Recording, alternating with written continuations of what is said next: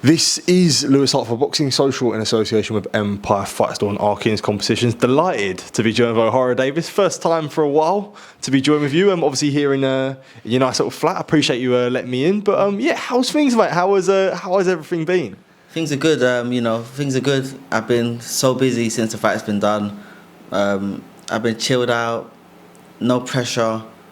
I've still been at the gyms. I've been to the boxing gym a few times. I've been doing my runs, but life's been good. Life's been very good since this last fight, and I'm very happy.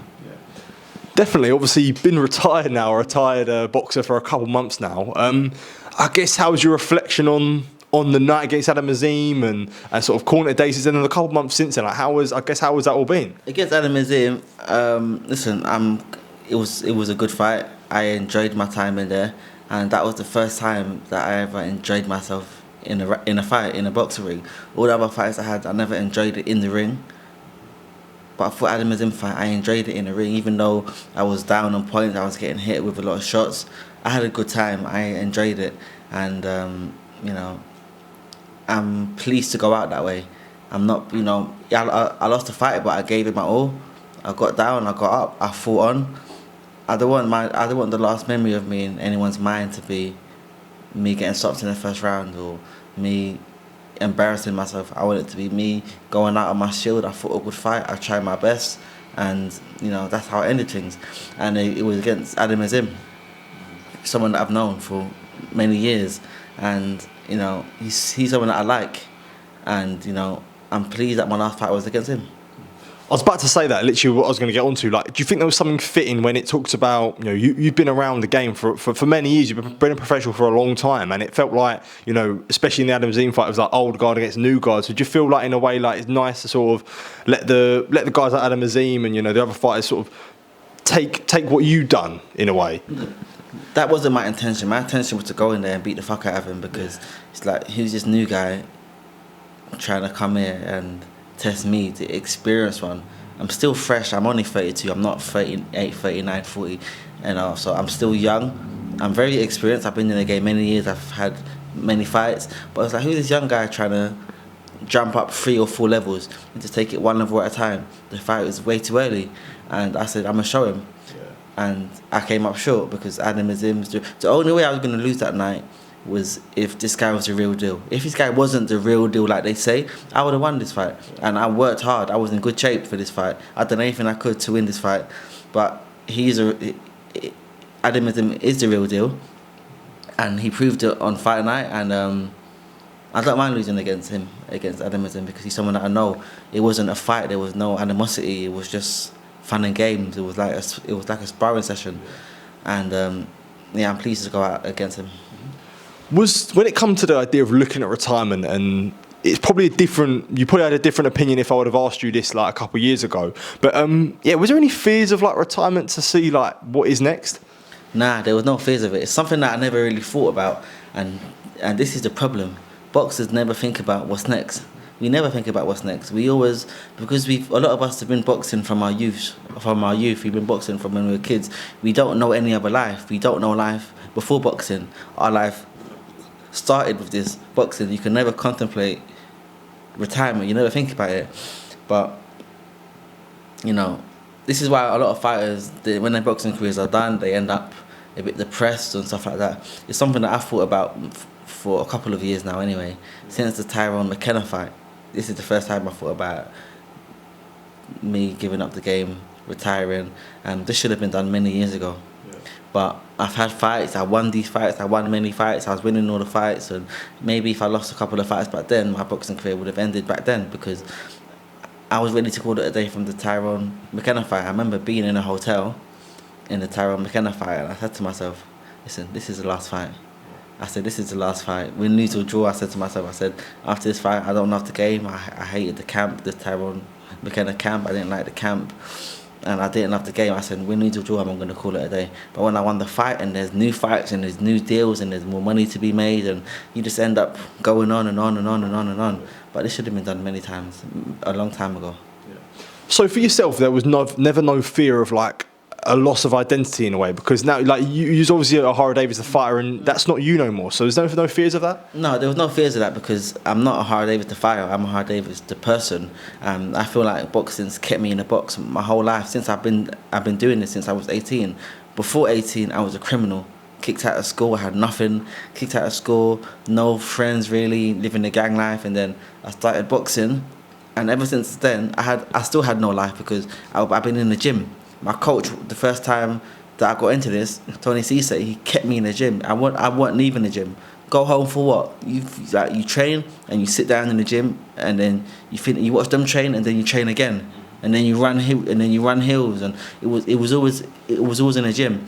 And even when I turned pro, I've been so active. I've been fighting in camp, this, that. I've had no time to enjoy life and to find out who I really am, what I enjoy doing. And I feel like I've lost a massive part of my life to boxing. Like, when I look at other people, the average everyday person, I'm jealous of them because, yeah, you're jealous of me because you think I might be earning money and buying the properties, but I'm jealous of you because you've been to university. You know where they got the Freshers Week in uni and they got all the stories and stuff. I listen to people talk about the Freshers Week. Yeah, it was so good. Back in the day, on the Freshers Week, we done this, we done that. We all having a laugh, and they all have it. Like, I've got no memories like that. What was I doing? I was in the gym, poor, and then getting a train home in the cold by myself, or me and Auntie Yard, both poor kids with nothing. This is the only memories I have, and I never got no female attention back then. But all these guys in Freshers Week, wild university girls, I didn't get none of that. I got no attention. I was been by myself. I've missed out on that portion of life, which I want, and I'm never gonna get that. Do you regret that? Do you regret that in a sense, or do you look back and know it was for a reason to, I guess, sort of live the life? Yeah, it was for a reason, but at the same time, that's a part of life that I want to experience now. I want to experience now, and I'm 32 years old now. I'm never going to experience that part of life. But what I can do is I can experience this part of life. I'm 32 years old. I'm looking for who I am. Going to go out to the real world, see what the real world's about. You know, boxing's different. Boxing's a world in itself. Yeah. And I've given so much of my life to this game, and I don't want to give my whole life to this game, because when you stay in this game too long, it can damage you. It can make you a bitter person, and it's got negative effects. I want to leave the game before those negative effects come upon me, and yeah. Well, it's an interesting thing you say there about, like, integrating into the real world in a sense, and like, how do you feel about that? Because, you know, in a different way, but, you know, you talk about sort of prisoners who come out of prison, try and sort of rehabilitate and go into back in the real world, and not in, you know, obviously different circumstances. But when you look now as a fighter, like, your main life is spent in the gym with people doing the same ambitions as you, same mentality, and, you know, the boxing mentality is a very sort of an all-in one. So when it comes to integrating the world, like, how do you think that'll go? Like, I get what your thoughts about, because it is something that is so different to you. It is something that's so different, but when I was an amateur fighter, even when I turned pro, I used to watch boxing every night. Boxing. I studied it. It was my passion. I used to watch boxing fights, documentaries. I loved it. And to the past few years, boxing's not been my passion. I can't even sit down and watch a boxing match no more. I can't even watch a boxing. You know, sometimes your coach tells you to sit down and watch this old school fighter. I watched 2 rounds today. The next day I watched 2 rounds, and another 2 rounds the next day, because I can't sit down and watch a fight no more. It's not my passion. But what I can watch some documentaries on the property market. I can watch some documentaries about money, about crypto, and I've realised that this is my passion. The past few years, this has been my passion. I've been like to learn about the property market, like to learn what money is, how money was made, what is money, like the cryptocurrency, what is Bitcoin, cryptocurrency. This has been my passion, and I find myself sat down at night watching documentaries about crypto, not about boxing. And this is the passion I've got. So I've learned so much about it, and I like to continue to learn about these things, and I'd like to do something in life that's got something to do with what I enjoy now. And I enjoy learning about money, crypto, and the property market. How important is that plan B? As you say, like a lot of people suffer after retirement, but I don't think you probably come under that bracket because you have other interests. And I think it's fair to say, like on the come up and sort of on your comeuppance, there is an importance of being all into boxing. But sort of, do you feel like as the years have gone on, you've sort of looked at that plan B, as you say, because retirement was something you've been thinking of for a few years? In the come up, you need to not have a plan B. If you've got a plan B, you ain't going anywhere. When I see the young up-and-coming fighters and they say, yeah, I've got a plan B, if boxing don't work, I know you ain't going anywhere, because this has to be 100% your thing. It has to be 100% your thing. And after a while, once you gain the experience and you've been around, then maybe you can start to think about, okay, cool, I need to think about life after boxing. What am I going to do after boxing? Investments, stuff like this. But at the start of your boxing career, you need to be all in, 100% in. I never had any plan B, during my boxing career. I never had any plan Bs. Only towards the end of it, I started having a plan B and I started to find another passion.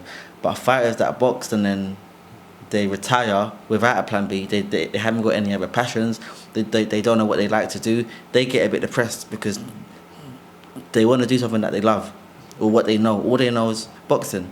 But you're not the same fighter as you was 10 or 5 years ago. So you can't box at that level. It's not going to be making you that money that it used to make you. You're not going to get to that level that you was at, but you got nothing else. You don't know where to go when you're depressed. This is what happens. But if you got another passion and you find something else that you love to do and you retire, you call it a day, you'll be happy. You'll be good. Which is why, even though it's only been a short while, I'm happy, I'm good, and I don't see that changing anytime soon. Yeah.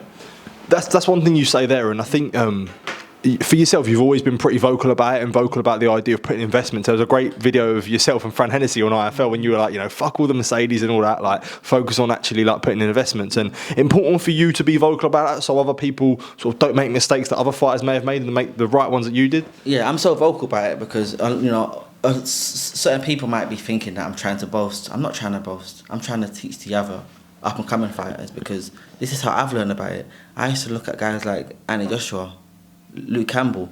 I remember these two people in the gym one day. They were talking to each other. I was in the gym with them, and they were talking to each other, not even to me. And I think they were saying, one fight, one apartment. So as in, you win, like you have a fight, and then with that fight you get an apartment. Every fight you have, you're buying apartments. And I remember that I heard that, and I wasn't making anywhere near enough money to get an apartment. But something that kept in my mind, and I'll never forget that convo that I heard them having with each other. So once I got enough money, I started thinking, okay, cool, maybe apartments, maybe apartments. And also Tony Sims, he used to always put in our heads, buy apartments, buy your flat, buy your flat, buy a flat, just buy the one flat, just buy a flat. And when he kept on saying that, I didn't get one until after me and Sims ended. Yeah. But things like that, it stayed in my mind. So when it was time to get an apartment, I was comfortable and I felt secure in doing it, because I knew that other people that I know in my circle that are more successful than me also done the same thing. So, this is why I talk about it, because I've made many financial mistakes as well.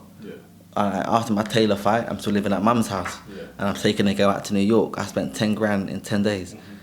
Went New York, I went Miami, and that was my first ever half decent paycheck, and my money was going down. But imagine if and now I think to myself, imagine if I put that money into a flat back then, and the purse before that, instead of getting an Audi A5, imagine that. If there was someone like me talking about it, maybe I would have made a smarter choice. This is why I talk about it, so other up-and-coming fighters can make a smarter choice, because a lot of these guys, they think the tap's going to keep running forever.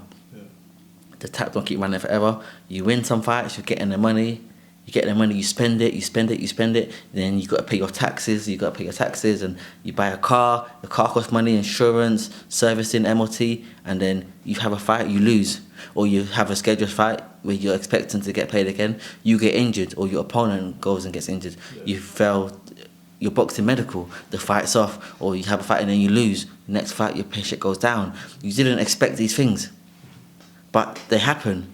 And that could be the end of your boxing career just then. And you've got nothing to fall back on. It's not even anything to fall back on. You want to achieve from this game, the only thing you want to achieve from this game is you want to get one apartment. Yeah. I'm not telling anyone to become a landlord. Just get the one apartment. Somewhere to go and to lay your head. So when your boxing career is done, you can say, from my boxing, I've been a pro 10 years and I retired, I've got one flat to lay my head. Yes, I've got a mortgage, but at least I made enough money to put a deposit. I've got somewhere to lay my head. Yeah. You don't want to have your boxing career done and all you can say is, I've got a couple of belts. I won a WBC International, WBA International, WBC Silver, and it's under your bed at your mum's house. Yeah. Right, that's nothing to boast about. Or you've got a name, people, you go out and people want some pictures. That's nothing. That's nothing. You get the one apartment, that's the bare minimum. Yeah. If you can get more, great. But the main thing is just to get one. It's just to get the one. And then you can, if that's not your thing, that's fine. You find whatever else you're interested in after your boxing career's done. But just get the one apartment. That's what I tell everyone. But so many fighters are still making a mistake. They live in a lavish lifestyle before they're making lavish lifestyle kind of money, you know? Yeah. Absolutely, and I guess for yourself, Ohara, boxing, you put so much into boxing, and you know, for many years you'd love the sport and put so much into the sport, and I think everyone says that, you know, boxing is probably one of the most unforgiving sports, and no matter how much you love it, it will never love you back. And throughout your experiences in your career, do you feel like you sort of see that, and you think you were sort of a victim of that? I think I was a victim of that. Yes. Listen, look at the ups and downs I've been through in my boxing career, and I've not meant anyone no harm. Yes, I've said the wrong things in my immaturity.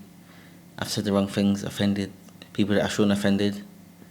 Now look at what I said about Tony Bellew, Liam Smith, and, you know, I'm sorry to these guys. If they're watching this, I'm sorry to these guys because I said many things in my ignorance, and I've been pressured to say many things. And when I say the things that are wrong sometimes about champions like this, people encourage me, like, yeah, Tony Bellew's a cunt, like, and then I think, yeah, he's a cunt, I mean, say it more, like, he's not a cunt, he's a nice man, he's a family man, he's got a kid, he's got a wife, and he's a good person, he's got friends, and, you know, but people encourage me, and they, you know, there's no one that sat me down and said, don't offend this person, he ain't done nothing, like, he's alright. No one really said these things, and because of these, the public saw me in a certain light that isn't me. Which has been my fault, but I've been encouraged by other people that this is the right thing to do. And because of that, I've been a victim of it, yes. But I've also not been a victim in a sense where I'm leaving with my faculties intact.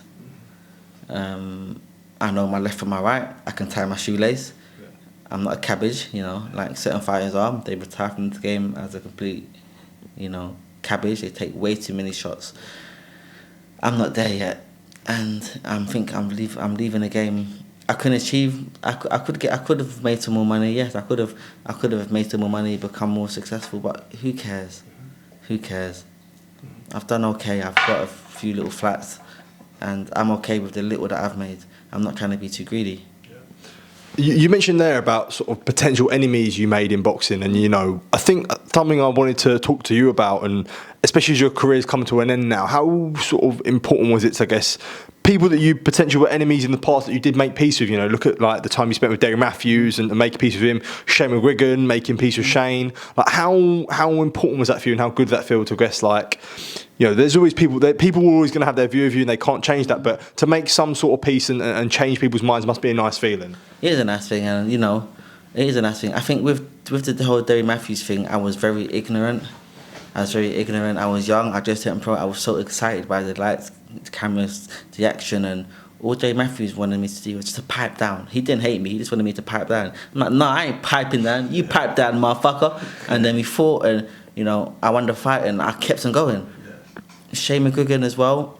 Shane McGuigan's probably a nice guy. I spoke to him after the fight for the first time, and he's actually, you know, he's not a bad guy, and, you know, he's got good fighters that trust him. He's got Adam Azim. Adam Azim's he's got his dad around him. These people are around Shane. He's got friends. He's got family. If he was such an evil guy, he wouldn't have no friends or no family. If he was such an evil guy, he wouldn't have no fighters. So Shane's actually a nice guy. It's just that me and him were always on the opposite side. Yeah. When I was at Matchroom didn't like Shane. So I'm like, yeah, I'm team Matchroom. I don't like you too, Shane. You know what? I don't know why I don't like you, Shane. I don't know why I don't like you, but I don't like you.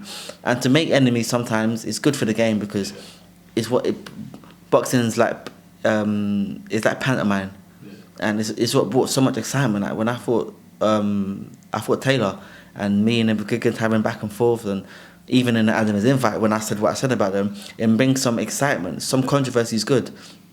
But I believe that Shane didn't take these things to heart. Where with Dave Matthews, I think Dave Matthews took it to heart. But I think Shane understands the game, and Shane understands. Listen, this guy's just a kid. He says what he says, but he's only being a stupid kid. But he didn't really take it to heart. Shane, because even when I spoke to Shane after the fight, he had no anger in him. It was so pure. So from then I knew. Listen, Shane knows the game. Yeah. And listen, if I do ever come back again and I fight against a fighter that's from his gym, I'll say the same thing to Shane, because I know Shane understands. Yeah. It's just a game, but certain fighters don't understand that. And I guess now, like, whilst there was, I'm sure that there's a lot of negatives that you look at boxing, but when you do reflect on the good times, like, like now it's sort of all said and done, and you have that time to reflect. Like, it must be amazing to look back on, you and Yard with like 50 Cent in Vegas and stuff, and the times in America that you spent, and you had great memories in your career. So it must be good to, I guess, look back and certain memories that you do. The main one is how it changed our lives. With me and Anthony, I'm not made close to many fighters, or to any fighters really, but me and Anthony are still close, only because we've been through so much together. And even though I'm not under Tunde no more, I'm not with Anthony in the gym every day anymore like we was. We've been through so much. When we both are now older and we turn pro, then we can't not be friends. Yeah. We can't. Like, people didn't know, me and him shared a single bed. We shared a single bed in Vegas in a motel that was, how much was that? $13 a night. Yeah. $13 a night, a little motel. There was no AC in hot Vegas, no AC, no fridge. Yeah. I remember to get some breakfast. You know the milk. Yeah. I had to keep the milk warm. I remember getting a bucket, and I got ice and I got water, and I put water in a bucket and I put ice in there, and I kept the milk in there overnight because we had no milk. Yeah. But I wanted some cereal, and this is how hard times are. We shared a single bed where we done it's called like top and tail. Yeah, so your head to their feet to your head. And we had arguments in the hotel. He kept farting at night time. He kept on farting, and he's having issues with what I'm doing, and I'm saying, listen, cunt, one day I'm gonna get money to be able to get my own hotel, and you're gonna have money to get your own hotel. Yeah. If you go back there now, I can get my own hotel. He can get his own hotel. Just these things in itself is a testimony. Even Tunde, how far Tunde's come, because he's changed. Tunde back then he was a bit different. Now he's changed for the better, and I'm seeing this, and all of our lives are just upgraded. And yeah, we met 50 Cent, and those memories were good in Vegas and Floyd's gym. But my main thing is how much we've all changed our lives. Before I got into this game, into boxing, I was a criminal. Yeah. I was on bail for Class A drugs for someone else that I stabbed 1 or 2 inches away from his heart. The guy could have died. Yeah. And I'll be coming out of jail now. But no, he didn't die. I didn't go to prison. The judge gave me a second chance.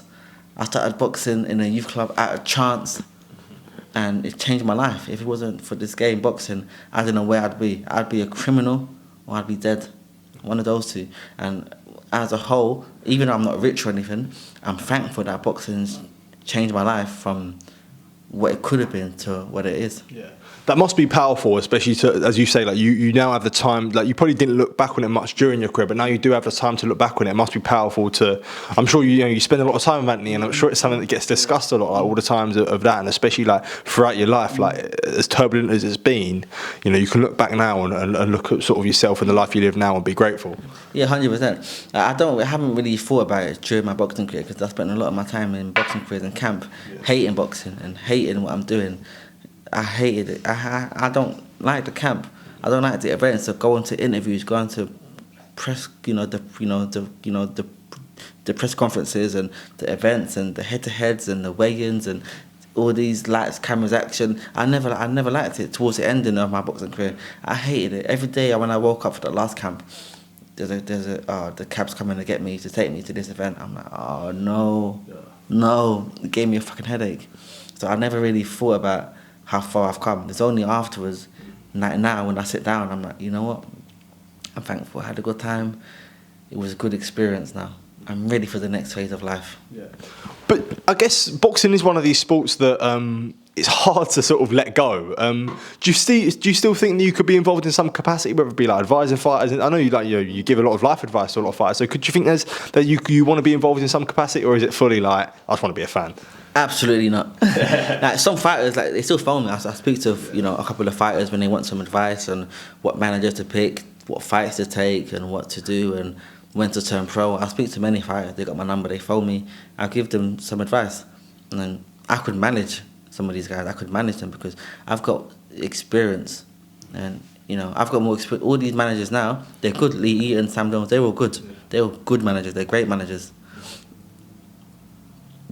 I've got the experience in the ring. I've experienced boxing more than anyone in every level. And I think as a manager, I'll be a great manager. But it's something that I will never get into because I don't like boxing. I don't want to go to these boxing shows. I don't want to spend time in boxing gyms. I don't want boxing to be my job.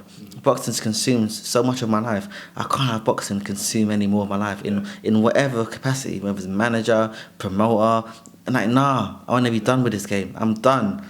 I have to be done as a whole, wash my hands of it. And many fighters that do it, like a Tony Bellew, for example, he loves the game so much, he can't get out. Yeah. He boxes, okay, cool, he's not fighting no more, he's on the zone as a commentator. And he's going to be commentating till the day he dies, Tony Bellew. He will never stop doing it because he loves this game, boxing. He loves the game. He knew when his time was done, but he can't get out. Mm-hmm. I'm the opposite. I'm like a James DeGale. Yeah. You finish, you're out. Yeah. You finish, you're done. And listen, I'm just looking forward to the next phase of life now. Absolutely. Well, it's all something that we are excited for. Ohara, as always, a pleasure to speak to you. Appreciate you letting me come around today and do the interview. As always, and as always, I'm always appreciative of throughout your career giving me time for interviews and stuff. So it means a lot, mate. Top man. Thank you, man. Cheers, mate. Thank you.